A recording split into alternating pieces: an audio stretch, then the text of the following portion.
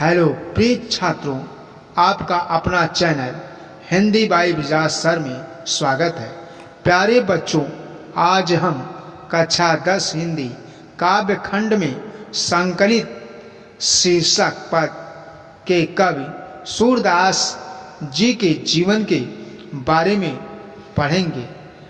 अष्टछाप के सर्वश्रेष्ठ कवि सूरदास का जन्म वैशाख सुदी पंचमी सन 1478 ईस्वी में आगरा से मथुरा जाने वाली सड़क के पास रूनकता नामक गांव में हुआ था। कुछ विद्वान इनका जन्म दिल्ली के निकट सीही गांव में मानते हैं। सूरदास जन्मांध थे या नहीं, ऐसा कई लोगों का मत है। ये बचपन से ही विरक्त हो गए थे और गौ घाट में रहकर विनय के पद गाया करते थे। एक बार वल्लभाचार्य गौ घाट पर रुके। सूरदास ने उन्हें स्वरचित एक पद गाकर सुनाया।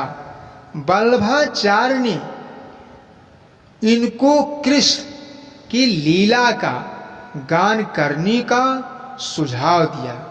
ये वल्लभाचार्य के शिष्य बन गए और कृष्ण की लीला का गान करने लगे। वल्लभाचार्य ने इनको गोवर्धन पर बने श्रीनाथ जी के मंदिर में कीर्तन करने के लिए रख दिया। वल्लभाचार्य के पुत्र विठलनाथ के अष्टछाप के नाम से सूरदास सहित 8 कृष्ण भक्त कवियों का संगठन किया। इनकी मृत्यु गोवर्धन के पास पारसौली ग्राम में सन 1583 ईस्वी के लगभग माना जाता है। सूरदास के पदों का संकलन सूरसागर है। सूरसारावली तथा साहित्य लहरी इनकी अन्य रचनाएं हैं। यह प्रसिद्ध है कि सूरसागर में 1.25 लाख पद हैं, पर अभी तक केवल 10,000 पद ही प्राप्त हुए हैं। सूरसारावली कथा वस्तु, भाव, भाषा, शैली और रचना की दृष्टि से निःसंदेह सूरदास की प्रमाणिक रचना है। इसमें 1107 छंद हैं। साहित्य लहरी सूरदास के 118 पदों का संग्रह है। इसके अलावा इनकी और कुछ कृतियां हैं, जैसे नागलीला, पद संग्रह, गोवर्धन लीला आदि।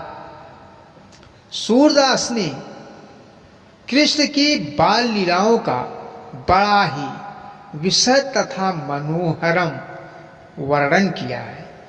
बाल जीवन का कोई पक्ष ऐसा नहीं जिस पर इस कवि की दृष्टि न पड़ी हो। इसीलिए इनका बाल वर्णन विश्व साहित्य की अमर निधि बन गई है। गोपियों के प्रेम और विरह का भी इन्होंने बहुत ही सुंदर वर्णन किया है। संजोग और वियोग दोनों का भी मर्म स्पर्शी चित्रण भी इन्होंने किया है। सूरसागर का एक प्रसंग भ्रमर गीत कहलाता है। इस प्रसंग में गोपियों के प्रेमावेश ने ज्ञानी उद्धव को भी प्रेमी एवं भक्त बना दिया। सूर्य के काव्य की सबसे बड़ी विशेषता है इनकी तन्मयता। ये जिस प्रसंग का वर्णन करते हैं उनमें आत्म विभोर कर देते हैं। इनके विरह वर्णन में गोपियों के साथ ब्रज की प्रकृति भी विषाद मग्न दिखाई देती है। सूर्य की भक्ति मुख्यतः सखा भाव की है। उसमें विनय, दाम्पत्य और माधुर्य भाव का भी मिश्रण है। सूरदास ने ब्रज के लीला पुरुषोत्तम कृष्ण की लीलाओं का ही विशद वर्णन किया है। जय हिंद, जय भारत।